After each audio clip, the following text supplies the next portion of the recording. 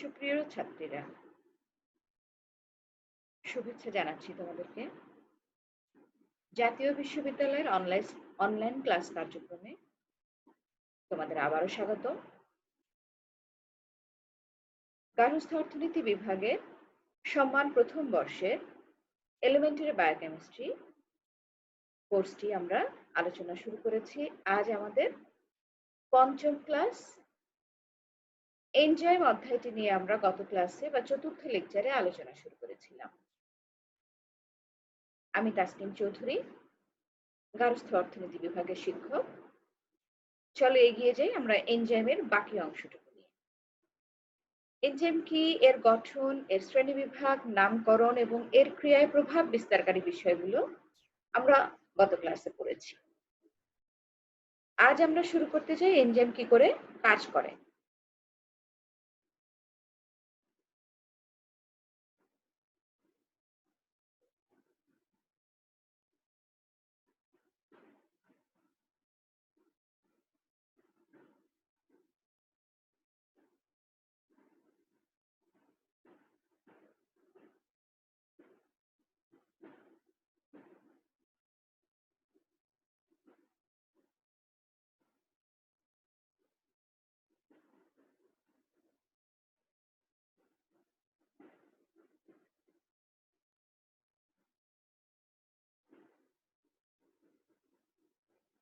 এনজাইমের ক্রিয়া কৌশলে রাসায়নিক কার্যাদি বা clinical function of enzyme action.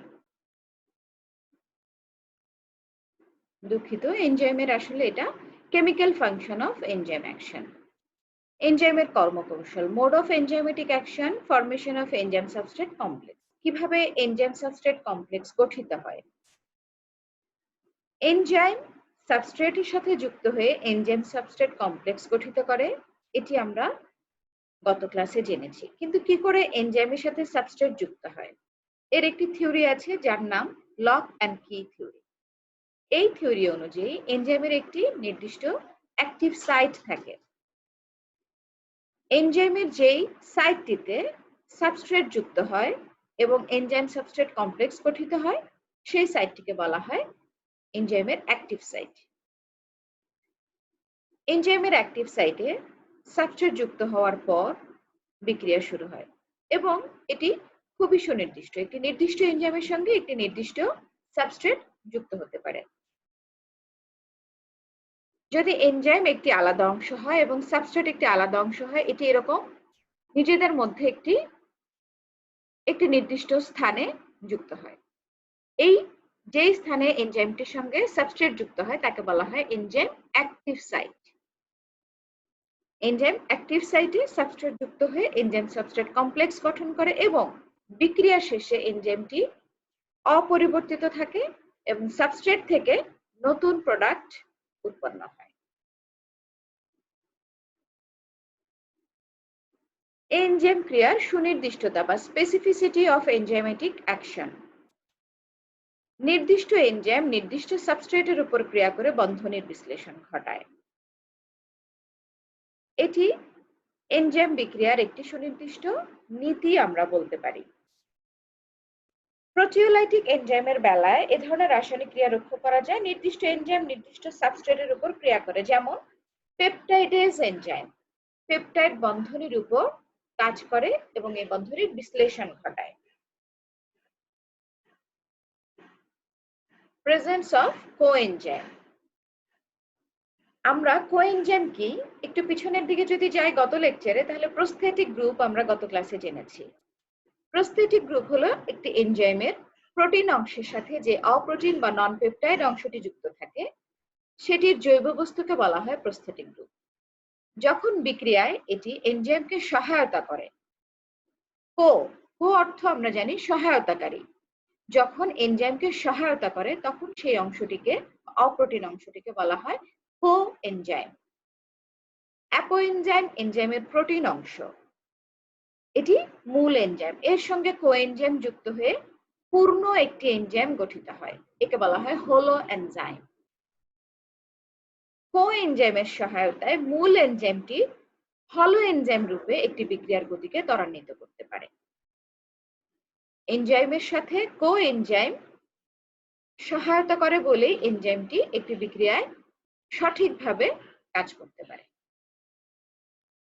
তাহলে আমরা বুঝতে পারছি এনজাইমের মধ্যে প্রোটিন অংশ ছাড়াও যে নন-পেপটাইড অংশটি বা অপ্রোটিন অংশটি থাকে যা এনজাইমের বিক্রিয়াকে প্রভাবিত করে তাকে কোএনজাইম বলে। অ্যাপোএনজাইম কোএনজাইমের সাথে মিলিত হয়ে হলো এনজাইম বা সম্পূর্ণ এনজাইম রূপে বিক্রিয়ার গতিকে ত্বরান্বিত করে। বি বর্গীয় ভিটামিনের কোএনজাইম অ্যাকশন। আমাদের যে তথ্যটি জানতে হবে সেটি হলো কোএনজাইমের মধ্যে বেশিরভাগ কোএনজাইমই হচ্ছে বি বর্গীয় ভিটামিন থেকে প্রাপ্ত। আমরা জানি ভিটামিন বি কমপ্লেক্সে অনেকগুলো ভিটামিন আছে, বি1, বি2, বি3, বি5, বি6, বি12 ইত্যাদি। বি1 বা থায়ামিন বি ভিটামিন থেকে যে কোএনজাইমটি আমরা পেয়ে থাকি সেটি হচ্ছে টিপিপি বা thiamine pyrophosphate. Thiamine pyrophosphate TPP কোএনজাইমটি শর্করা বিপাকে বিশেষ করে পাইরুভেট থেকে এসিটাইল কোয়ে তৈরিতে সাহায্য করে। শর্করা বিপাকে বিশেষ করে পাইরুভেট থেকে এসিটাইল কোয়ে তৈরিতে সাহায্য করে। Vitamin B2, বি3, niacin. Vitamin বি3 niacin থেকে আমরা যে কোএনজাইমটি পেয়ে থাকি সেটি হচ্ছে এনএডি এবং এনএডিপি। এনএডির পূর্ণরূপ নিকোটিনামাইড অ্যাডিনোসিন ডাইনিউক্লিওটাইড। এই পূর্ণরূপগুলো ছাত্রীরা তোমাদের জন্য জানা অত্যন্ত গুরুত্বপূর্ণ। আমরা এনজাইম সম্পর্কে জানবো, সুতরাং কোএনজাইম সম্পর্কেও আমাদের জানতে হবে। এই কোএনজাইমগুলোর পূর্ণরূপ আমরা জিনাত সাহানার বইতে পাবো, আমরা সত্যনারায়ণের বইতে পাবো এবং অন্য আরো যে ইংরেজি বায়োকেমিস্ট্রি বইগুলোর নাম দিয়েছি তোমরা সেখান থেকেও পাবে।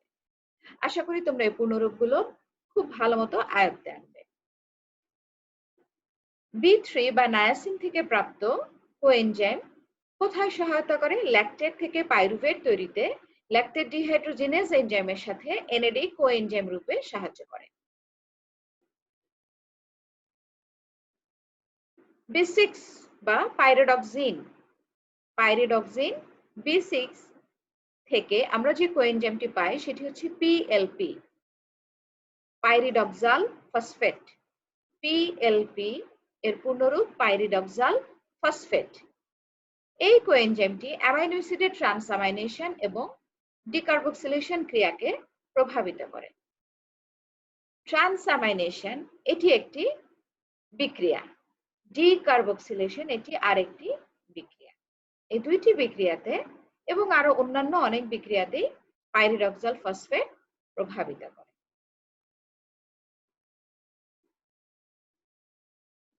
কোএনজাইম হিসেবে তাহলে আমরা জেনে নিলাম কিভাবে এনজাইমকে বিভিন্ন বিক্রিয়ায় সহায়তা করে থাকে।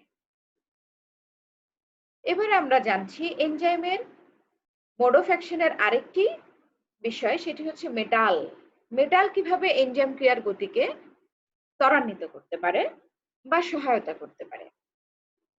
Metal as enzyme activation.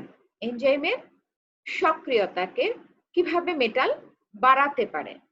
কিছু কিছু মেটাল বা ধাতব লবণ আছে যেগুলো ক্রিয়ায় এনজাইম সক্রিয় ভূমিকা পালন করে। সেই ধাতব লবণগুলোর মধ্যে উল্লেখযোগ্য আছে জিঙ্ক বা দস্তা, ম্যাগনেসিয়াম ইত্যাদি। কার্বনিক অ্যানহাইড্রেজ এনজাইমের জন্য জিঙ্ক বা দস্তা নামক ধাতব লবণ সহায়তা করে। ফসফেটেজ এনজাইমের বিক্রিয়ায় ম্যাগনেসিয়াম ধাতব লবণ সহায়তা করে। দস্তা বা জিঙ্কের যে সংকেতটি এখানে দেখানো আছে Zn++। ছাত্রীরা আমি তোমাদেরকে শুরুর ক্লাস থেকে বলে এসেছি যেহেতু এটি রসায়নের বিষয়, মৌলিক প্রাণ রসায়ন, এর কিছু কিছু জিনিস আমরা অবশ্যই যদি পিছন থেকে পড়ে না আসি তাহলে আমাদের বুঝতে অসুবিধা হবে। সেই জন্য আমাদের উচ্চ মাধ্যমিকের রসায়ন বই থেকে সহায়তা নিতে হবে। প্রতীক, সংকেত, যোজনী কি, যোজ্যতা কি, যে কোনো রাসায়নিক বিক্রিয়ায় ধাতব লবণ কি, অধাতব লবণ কি, এগুলো আমরা ওই বইতে পাবো। আশা করি তোমরা ওই বইগুলোর সহায়তা নিয়ে এবং অনার্সের বইগুলো থেকে পড়ে তোমরা তোমাদের বিষয়গুলো আরো ভালো মতো বুঝতে পারবে। Secretion of enzyme as zymogens. Zymogen কি? কিছু কিছু এনজাইম আছে যা কর্মক্ষেত্রে বা কার্যক্ষেত্রে নিঃসৃত হওয়ার পর অ্যাক্টিভলি কাজ করতে পারে না, তার তখন কাজ করার ক্ষমতা থাকে না এবং সেটিকে বলা হয় ইনঅ্যাক্টিভ এনজাইম। ইনঅ্যাক্টিভ, সেটিকে অ্যাক্টিভ করার জন্য অন্য এনজাইমের সহায়তা প্রয়োজন হয়। যতক্ষণ পর্যন্ত এটি ইনঅ্যাক্টিভ থাকে তাকে বলা হয় জাইমোজেন।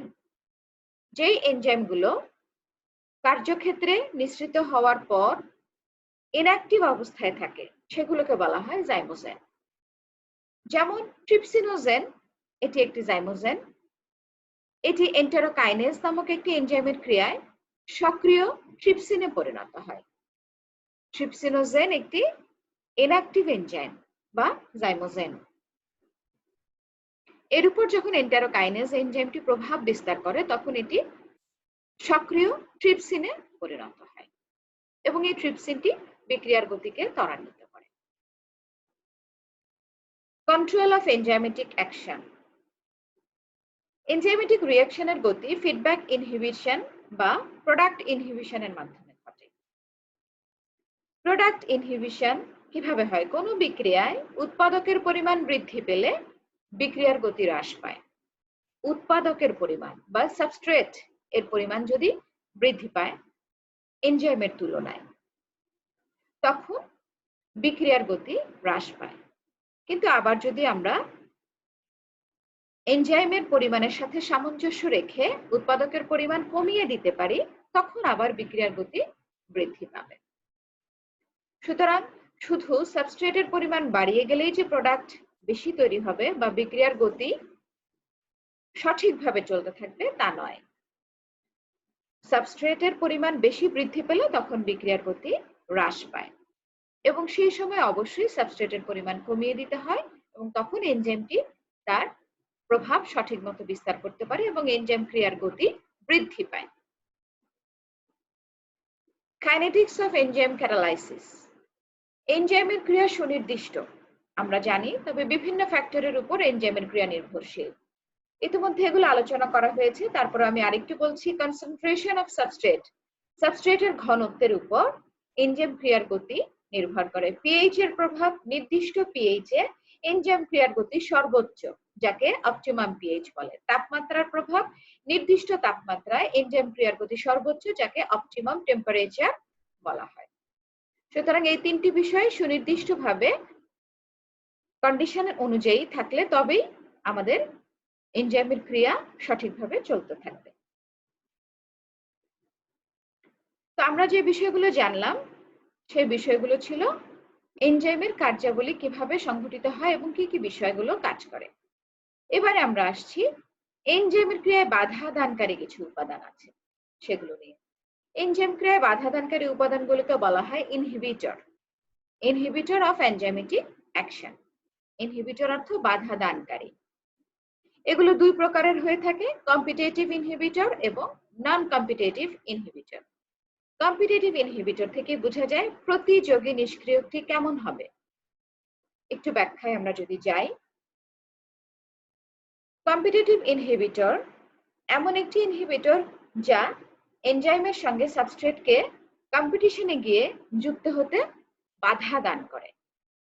তোমাদের জানার জন্য এবং বোঝার সুবিধার জন্য বলছি, প্রফেসর জিনাত সাহানার যে বইটি আমি তোমাদেরকে রেফার করেছি সেই বইটিতে দেখানো আছে এনজাইমের বাধাদানকারী উপাদানের একটি ছবি দেওয়া আছে। এনজাইমের অ্যাক্টিভ সাইটে কি করে সাবস্ট্রেট যুক্ত হয়। আমি ইতিমধ্যে আলোচনাও করেছি এনজাইমের অ্যাক্টিভ সাইটে সাবস্ট্রেটটি যুক্ত হওয়ার জন্য যে স্থান প্রয়োজন সেই স্থানটিতে আগেই ইনহিবিটর যুক্ত হয়ে যায়। অ্যাক্টিভ সাইটে ইনহিবিটরটি যুক্ত হওয়ার কারণে সাবস্ট্রেটটি আর যুক্ত হওয়ার সুযোগ পায় না। এখানে অলরেডি ইনহিবিটরটি যুক্ত হয়ে যায় এবং এনজাইমটির ক্রিয়া বন্ধ হয়ে যায়। এই যে কম্পিটিশন বা প্রতিযোগিতার মাধ্যমে এনজাইমের অ্যাক্টিভ সাইটে সাবস্ট্রেটের পরিবর্তে ইনহিবিটর যুক্ত হয়ে গেল, এটিকে বলা হয় প্রতিযোগী নিষ্ক্রিয়ক বা কম্পিটিটিভ ইনহিবিটর। এটি সাবস্ট্রেটকে যুক্ত হতে বাধা দান করে এবং বিক্রিয়ার গতি বন্ধ হয়ে যায়। দ্বিতীয়টি হচ্ছে নন কম্পিটিটিভ ইনহিবিটর। নন কম্পিটিটিভ ইনহিবিটর সাবস্ট্রেটের সঙ্গে কোনো প্রতিযোগিতায় যায় না। এটি অ্যাক্টিভ সাইটে যুক্ত না হয়ে অন্য আরেকটি সাইটে এনজাইমের সাথে যুক্ত হয় এবং এনজাইমের আকৃতি নষ্ট করে দেয়। এতে করে এনজাইম ক্রিয়া বন্ধ হয়ে যায় এবং এটি আর শুরু করা সম্ভব হয় না। তাহলে ইনহিবিটর দুই ধরনের, কম্পিটিটিভ ইনহিবিটর এবং নন কম্পিটিটিভ ইনহিবিটর। এই দুটোই হচ্ছে বাধা দানকারী ইনহিবিটর। কার্বোহাইড্রেট, প্রোটিন ও ফ্যাট পরিপাককারী এনজাইমের বিবরণ আমরা একটি ছবিতে পাবো, যে ছবিটি আমাদের জিনাত শাহানার বইতে আছে। কিভাবে কার্বোহাইড্রেট, প্রোটিন এবং ফ্যাট পরিপাকে এনজাইম কাজ করে থাকে। আমি বারবার এই বইটির কথা বলছি, এছাড়াও কিন্তু তোমাদের আরো বই আছে, কিন্তু এই বইটি তোমাদের এই সিলেবাসের সাথে সম্পূর্ণভাবে সামঞ্জস্য রেখে তৈরি করা, যা তোমাদের অনেক কাজে লাগবে। আমরা জানি পরিপাক প্রক্রিয়া কি। খাদ্য গ্রহণের পর খাদ্য অন্ননালী থেকে শুরু করে পায়ুপথ পর্যন্ত বিভিন্ন জায়গায়, মুখবিবর থেকে পায়ুপথ পর্যন্ত প্রতিটি অংশে বিভিন্ন এনজাইমের সহায়তায় বড় বড় খাদ্য কণাগুলো ভেঙে ক্ষুদ্রতম শোষণযোগ্য কণায় পরিণত হয়। একে পরিপাক বলে। কার্বোহাইড্রেট, প্রোটিন এবং ফ্যাট পরিপাককারী এনজাইমগুলো আমাদের পরিপাকতন্ত্রের বিভিন্ন অংশ থেকে নিঃসৃত হয়। এর মধ্যে কার্বোহাইড্রেট পরিপাককারী এনজাইমগুলো হচ্ছে amylase, sucrase, maltase. Amylase, sucrase এবং মল্টেজ বেশিরভাগই উৎপন্ন হয় অন্ত্রপ্রাচীর থেকে, ক্ষুদ্রান্ত্রের প্রাচীর থেকে। কিসের উপর কাজ করে? সুক্রেজ এনজাইমটি কাজ করে সুক্রোজ নামক শর্করার উপর। অ্যামাইলেজ কাজ করে স্টার্চ এবং ডেক্সট্রিন জাতীয় শর্করার উপর। মল্টেজ নামক এনজাইমটি কাজ করে মল্টোজ বা দ্বি শর্করার উপর, মল্টোজ নামক দ্বি শর্করার উপর। এবং এগুলো থেকে ভেঙে এগুলোকে ক্ষুদ্রতম কণায় পরিণত করে।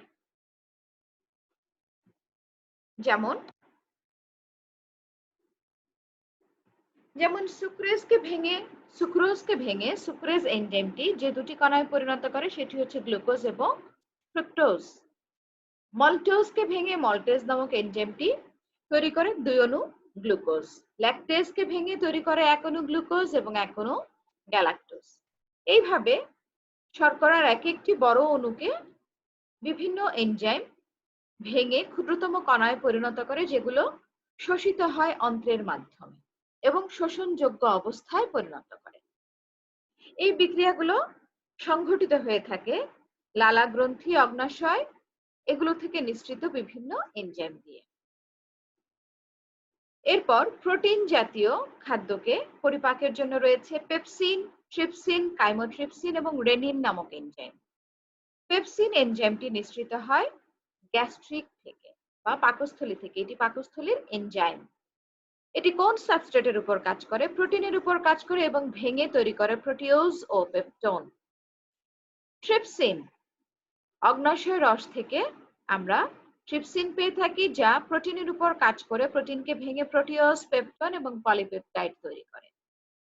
কাইমোট্রিপসিন নামক এনজাইমটিও অগ্ন্যাশয় রস থেকে নিঃসৃত হয়, প্রোটিনের উপর কাজ করে একে ভেঙে প্রোটিওজ এবং পেপটোনে পরিণত করে। রেনিন পাকস্থলীর পরিপাক রস, যা দুধের কেজিন হচ্ছে দুধের প্রোটিন, যাকে ভেঙে প্যারাকেজিনে পরিণত করে। লিপিড পরিপাককারী এনজাইম রয়েছে লাইপেজ, এস্টারেজ, কোলেস্টারেজ। লাইপেজ নামক এনজাইমটি অগ্ন্যাশয় থেকে নিঃসৃত হয় তেল এবং চর্বি সাবস্ট্রেটের উপর ক্রিয়া করে ফ্যাটি অ্যাসিড এবং গ্লিসারল তৈরি করে। সাবস্ট্রেট হচ্ছে তেল, চর্বি এবং এর উপর ক্রিয়া করে উৎপন্ন হয় ফ্যাটি অ্যাসিড ও গ্লিসারল। এস্টারেজ নামক এনজাইমটি যকৃত থেকে উৎপন্ন হয়ে এটি ফ্যাটের উপর কাজ করে এবং অ্যালকোহল ও ফ্যাটি অ্যাসিড তৈরি করে। কোলেস্টারেজ উৎপন্ন হয় রক্ত এবং অন্যান্য দেহকোষে এবং কোলেস্টেরল এস্টারের উপর কাজ করে। কোলেস্টেরল এস্টারকে ভেঙে কোলেস্টেরল ও ফ্যাটি অ্যাসিড তৈরি করে।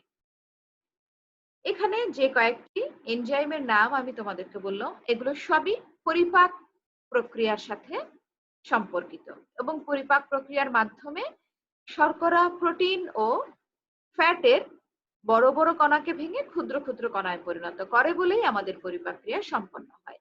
এই এনজাইমগুলোর যদি কোনো ঘাটতি হয় বা অভাব হয় তাহলে কিন্তু পরিপাক ক্রিয়া বিঘ্নিত হবে।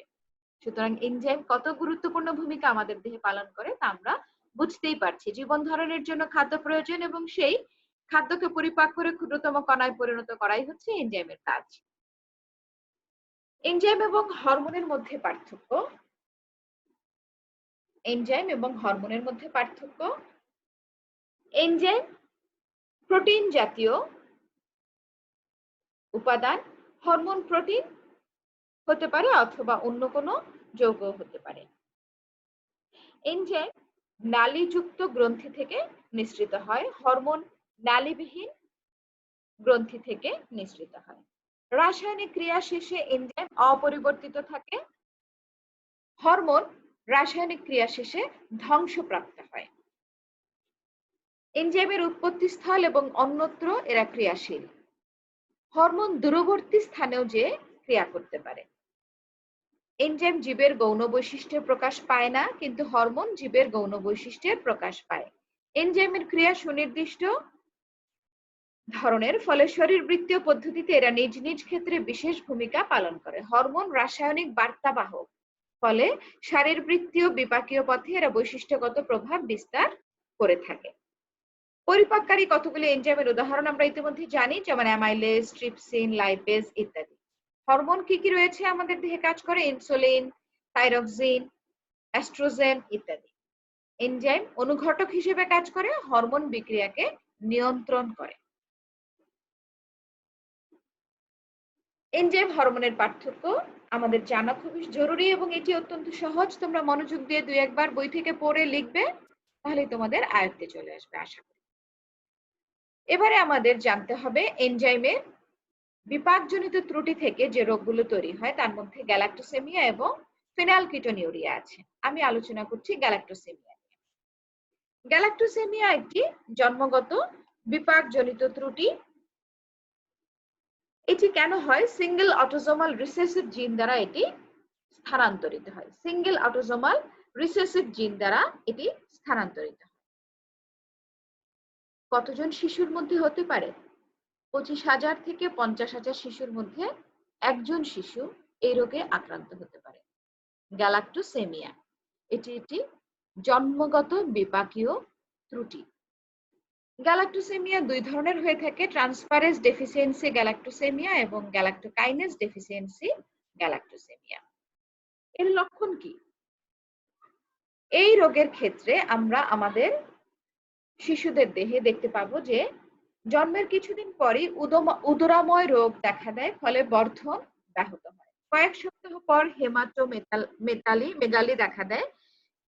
হেপাটোমেগালি বা যকৃতের আকার বড় হয়ে যায়। লিভার বা যকৃতের আকার বড় হয়ে যায়। চোখের লেন্সে গ্যালাক্টোজ জমতে থাকায় চোখে ছানি পড়ে।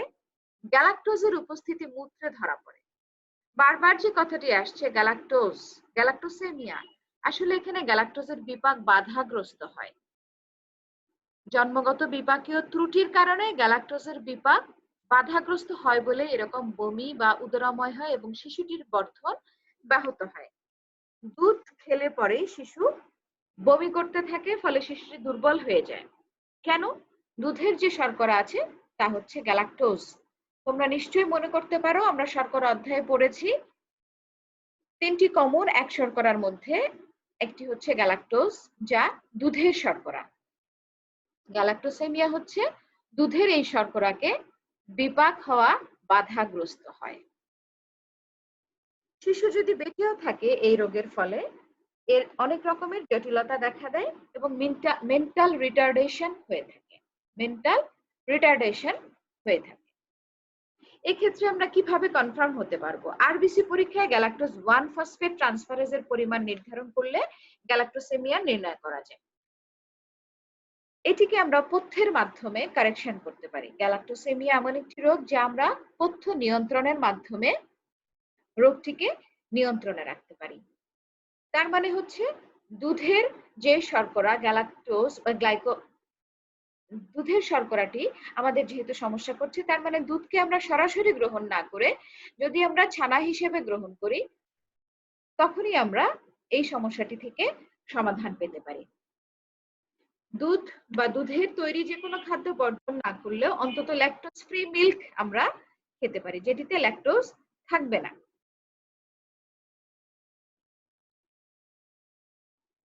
গ্যালাক্টোসেমিয়া রোগ সম্পর্কে আমরা জানলাম। এবার আমরা আরো কিছু রোগ সম্পর্কে জানবো, যেই রোগগুলো ডায়াগনোসিস করার জন্য এনজাইমের পরীক্ষা খুবই গুরুত্বপূর্ণ। এনজাইমের উপস্থিতি দিয়ে যে রোগগুলো নির্দেশ করে। আমরা যে কতগুলো এনজাইমের নাম দেখতে পাচ্ছি ছকে, একটি ছকের মধ্যে দেখানো আছে লাইপেজ এনজাইম। যদি আমরা পরীক্ষা করি এবং লাইপেজ এনজাইম লেভেল পরীক্ষায় বেশি আসে, উচ্চ মাত্রা আসে, তখন এটি অ্যাকিউট প্যানক্রিয়াটাইটিস রোগের নির্দেশ করে এবং প্যানক্রিয়াটিক কার্সিনোমা রোগের নির্দেশ করে। যদি লাইপেজ এনজাইমের নিম্ন মাত্রা আসে, তখন liver disease, vitamin deficiency, colon cancer, diabetes mellitus এই রোগে নির্দেশ করে। অ্যামাইলেজ নামক এনজাইম যদি আমাদের ডায়াগনোসিসে বেশি আসে, তখন অ্যাকিউটিক প্যানক্রিয়াটাইটিস, মাম্পস, ডায়াবেটিস এই তিনটি রোগ নির্দেশ করে। নিম্ন মাত্রায় লিভার ডিজিজ নির্দেশ করে। এবং ট্রিপসিন নামক এনজাইম উচ্চ মাত্রা অ্যাকিউট প্যানক্রিয়াটাইটিস নির্দেশ করে। অ্যাকিউট প্যানক্রিয়াটাইটিস উপরে লাইপেজ এবং এমাইলেজ এনজাইমের ক্ষেত্রেও নির্দেশ করেছে, কিন্তু ট্রিপসিনের ক্ষেত্রে এটি মোর সিগনিফিকেন্ট। মানে ট্রিপসিন পরীক্ষায় যদি ট্রিপসিনের মাত্রা বেশি আসে, তখন আমরা অবশ্যই আরেকটু সুনিশ্চিত হতে পারি অ্যাকিউট প্যানক্রিয়াটাইটিস রোগের সম্পর্কে। কোলিনেস্টারেজ নামক এনজাইমটি আমাদের ডায়াগনোসিসে যদি নিম্ন মাত্রা আসে, তাহলে এটি নির্দেশ করে liver disease, malnutrition, chronic and acute infectious disease, toxicity. Alkaline phosphatase নামক এনজাইমটি উচ্চ মাত্রায় নির্দেশ করে রিকেট রোগ, hyper parathyroidism, obstructive jaundice, metastatic carcinoma. তোমাদের জন্য আমার মনে হয় যে নামগুলো প্রথমে একটু কঠিন লাগবে, কিন্তু তোমরা যদি বারবার পড়ে নাও ছাত্রীরা, তাহলে কিন্তু এই নামগুলো মনে থাকবে। এবং এখন তোমাদেরকে হয়তো মনে হচ্ছে এই প্রশ্নটি কঠিন, আমরা আয়ত্তে আনতে পারবো না, কিন্তু ছাত্রীরা জানো আমাদের এই বিষয়গুলো এনজাইম অধ্যায়ে জানাটা খুবই জরুরি, যে রোগ নির্ণয়ে এনজাইমের কি ভূমিকা রয়েছে। আমরা এনজাইমের কোনটির পরিমাণ থেকে কোন রোগের নির্দেশ জানতে পারি। সুতরাং আমরা যদি এটি একটু বারবার পড়ি, তাহলে এই প্রশ্নটির উত্তর আমরা আয়ত্তে আনতে পারবো। এটি একটি গুরুত্বপূর্ণ গ বিভাগের প্রশ্ন তোমাদের জন্য, যে রোগ নির্ণয়ে এনজাইমের ভূমিকা আলোচনা করো। সুতরাং খুব মনোযোগের সাথে তোমরা একটু এটি পড়বে। আরেকটি এনজাইম অ্যাসিড ফসফেটেজ, এটি যখন উচ্চ মাত্রায় আমরা পাবো, তখন মেটাস্ট্যাটিক প্রোস্টেটিক কার্সিনোমা নির্দেশ করে। ট্রান্সঅ্যামাইলেজ এসজিপিটি, এসজিওটি যদি বৃদ্ধি পায়, মায়োকার্ডিয়াল ইনফার্কশন নির্দেশ করে। ল্যাকটেট ডিহাইড্রোজিনেস এনজাইম এর উচ্চ মাত্রা মায়োকার্ডিয়াল ইনফার্কশন নির্দেশ করে, অ্যাকিউট অ্যান্ড ক্রনিক লিউকেমিয়া নির্দেশ করে। আবার সারা দেহে বিস্তৃত ক্যান্সারও ল্যাকটেট ডিহাইড্রোজিনেস নির্দেশ করে, অ্যাকিউট হেপাটাইটিস নির্দেশ করে। আইসোসাইট্রেট ডিহাইড্রোজিনেস এনজাইম, এটি উচ্চ মাত্রা হলে লিভার ডিজিজ নির্দেশ করে। সেরিব্রোস্পাইনাল ফ্লুইডে উচ্চ মাত্রা মস্তিষ্কে টিউমার নির্দেশ করে এবং মেনিনজাইটিস নির্দেশ করে। Creatine phosphokinase, cardiac muscle disease, skeletal muscle disease. Creatine ফসফোকাইনেজের উচ্চ মাত্রা এই দুইটি রোগ নির্দেশ করে। সেরুলোপ্লাজমিন এর উচ্চ মাত্রা সিরোসিস, লিভার সিরোসিস নির্দেশ করে, হেপাটাইটিস নির্দেশ করে এবং ব্যাকটেরিয়াল ইনফেকশন নির্দেশ করে। এর নিম্ন মাত্রা উইলসন ডিজিজ নির্দেশ করে। আমরা আমাদের ক্লাসের শেষের দিকে চলে এসেছি। আমি তোমাদেরকে আবারও একটু রোগ নির্ণয় এনজাইমটি আলোচনা করে নিতে চাই। লাইপেজ এনজাইমটি যে অ্যাকিউট প্যানক্রিয়াটাইটিস রোগ নির্দেশ করে। প্যানক্রিয়াটাইটিস প্যানক্রিয়াসের রোগ। প্যানক্রিয়াস কি? অগ্ন্যাশয়ের ইংরেজি প্যানক্রিয়াস। এটি আসলে একটি আমাদের দেহের এমন একটি অংশ যা থেকে অত্যন্ত জরুরি কিছু হরমোন নিঃসৃত হয় এবং আমাদের পরিপাক ক্রিয়ায় খুব গুরুত্বপূর্ণ কিছু এনজাইম নিঃসরণ করে। সুতরাং প্যানক্রিয়াসটি যখন আক্রান্ত হয়, অ্যাকিউট প্যানক্রিয়াটাইটিস দেখা দেয়, এটি আমাদের দেহের জন্য অত্যন্ত ভয়ের একটি রোগ। প্যানক্রিয়াটিক কার্সিনোমা এটিও প্যানক্রিয়াটাইটিসের রোগ। অ্যামাইলেজ এনজাইম থেকে উচ্চমাত্রা থেকে অ্যাকিউট প্যানক্রিয়াটাইটিস নির্দেশ করে। একই রকম ভাবে ট্রিপসিন অ্যাকিউট প্যানক্রিয়াটাইটিস নির্দেশ করে। প্যানক্রিয়াটাইটিস প্যানক্রিয়াসের রোগ। খোলিনেস্টেরেজ লিভার ডিজিজ নির্দেশ করে নিম্নমাত্রা। লিভার ডিজিজ বা যকৃতের রোগ। ম্যালনিউট্রিশনের বাংলা অপুষ্টি। Chronic and acute infectious disease. Infection হলো সংক্রামক রোগ। টক্সিসিটি খাদ্যে বিষ। রিকেট রোগ ভিটামিন ডি এর অভাবে শিশুদের পা বাঁকা হয়, সে রোগটির নাম রিকেট। Hyper parathyroidism. থাইরয়েড এনজাইমের অতিরিক্ত নিঃসরণের ফলে যে রোগটি হয়ে থাকে, থাইরয়েড গ্রন্থির রোগ। অবস্ট্রাকটিভ জন্ডিস, জন্ডিসের একটি রোগ। জন্ডিস আমরা জানি এটিও কিন্তু লিভারের রোগ। Metastatic carcinoma. মায়োকার্ডিয়াল ইনফার্কশন নির্দেশ করে ট্রান্স অ্যামাইলেজ এনজাইমের উচ্চ মাত্রায়। মায়োকার্ডিয়াল ইনফার্কশন হৃদরোগ। Acute chronic leukaemia. লিউকোমিয়া রক্তের যে ক্যান্সার, এটিকে বলা হয় লিউকোমিয়া। এছাড়াও সারা দেহে বিস্তৃত ক্যান্সার অ্যাকিউট হেপাটাইটিস। হেপাটাইটিস লিভারের ডিজিজ। সেরিব্রোস্পাইনাল ফ্লুইডে উচ্চমাত্রা মস্তিষ্কের টিউমার, আমরা আশা করি বুঝতে পেরেছো। কার্ডিয়াক মাসেল ডিজিজ হয় ক্রিয়েটিন ফসফোকাইনেজ এনজাইমের উচ্চ মাত্রায়। কার্ডিয়াক মাসেল, কার্ডিয়াক হচ্ছে হৃদপিণ্ড সম্পর্কিত যে কোনো বিষয়কে বলা হয় কার্ডিয়াক। কার্ডিয়াক মাসেল হৃদপিণ্ডের যে পেশি, হৃদপেশির যে কোনো রোগ ক্রিয়েটিন ফসফোকাইনেজ এনজাইমের উচ্চ মাত্রায় নির্দেশ করে। Skeletal muscle disease. স্কেলিটাল হলো আমাদের কঙ্কাল তন্ত্র। তাহলে স্কেলিটাল মাসেল ডিজিজ আমাদের কঙ্কাল তন্ত্রের সাথে যে পেশিগুলো সম্পর্কিত সেই পেশির রোগকে নির্দেশ করে। সেরুলোপ্লাজমিনের উচ্চমাত্রা। সিরোসিস এটিও লিভারের রোগ। হেপাটাইটিস লিভারের রোগ। ব্যাকটেরিয়াল ইনফেকশন ব্যাকটেরিয়ার সংক্রামক রোগ নির্দেশ করে। নিম্নমাত্রা উইলসন ডিজিজ নির্দেশ করে।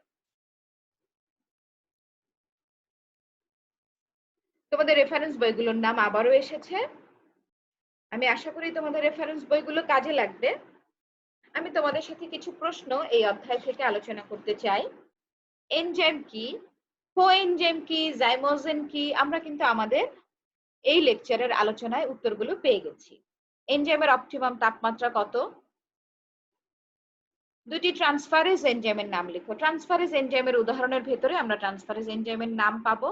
প্রোটিন পরিপাককারী দুটি এনজাইমের নাম লিখো। এগুলো আমি তোমাদের সঙ্গে আলোচনা করছি প্রশ্নের ধারণা দেওয়ার জন্য। এগুলো ক বিভাগের প্রশ্ন, সাধারণত এরকমই হয়ে থাকে। এছাড়াও তোমরা জাতীয় বিশ্ববিদ্যালয়ের বিগত সালগুলোর প্রশ্ন নিয়ে বসলে অবশ্যই প্রশ্ন সম্পর্কে আরো ধারণা পাবে। লক এন্ড কি থিওরি আমরা এটিও পড়েছি। এনজাইমের অপটিমাম পিএইচ জানি। অনুঘটক বলতে কি বুঝো? এনজাইমের অভাবজনিত দুটি রোগের নাম। প্রস্থেটিক গ্রুপ কি? অ্যাক্টিভ সাইট কাকে বলে? ছাত্রীরা, আমি আশা করি যে তোমরা এর বেশিরভাগ উত্তরই আমাদের আলোচনায় চলে এসেছে। বাকিগুলো অবশ্যই আমরা আমাদের বই থেকে সহায়তা নিলে আমরা বই পড়ব, স্টাডি করব এবং বিস্তারিত জানবো, তখন আমরা অনেক প্রশ্নের উত্তর প্রস্তুত করতে পারবো। তাহলে তোমাদেরকে অনেক ধন্যবাদ আমাদের সাথে যুক্ত থাকার জন্য এবং আমাদের ধারাবাহিকতায় আরো যে কয়েকটি ক্লাস আছে সেগুলো দিয়ে আমরা আশা করি তোমাদের এলিমেন্টারি বায়োকেমিস্ট্রি সিলেবাসটি আমরা শেষ করতে পারবো। তোমাদের সবাইকে আন্তরিক ধন্যবাদ জানাচ্ছি। আমাদের অনলাইন ক্লাস কার্যক্রমের আজ পঞ্চম লেকচার এনজাইম অধ্যায়টি এখানেই শেষ করছি। আমি তাসনিম চৌধুরী তোমাদের সবাইকে ধন্যবাদ জানিয়ে শেষ করতেছি।